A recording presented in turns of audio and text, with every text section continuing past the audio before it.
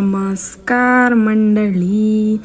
तर आज एकादशीचा पारायण सोडायचा होता, त्याच्यासाठी मी बनवलेला वरण आणि मटर पनीरची भाजी आणि बाजरीच्या भाकरी केल्या, कारण का थंडी आहे म्हणून. मला बाजरी नाचणी आणि तांदूळचं पीठ मिक्स करून भाकरी केली आणि भात असा सगळा जेवण केला होता. सकाळ लवकर उठून करायला लागते जेवण.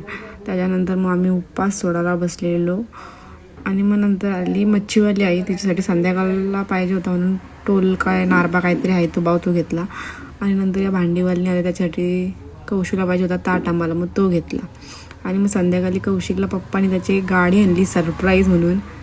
कौशिकची खुशी आबा बाबा बोलू शकत नाही, इतकी झाली ती त्याला खुशी. सांगू होता खोलूनच दे.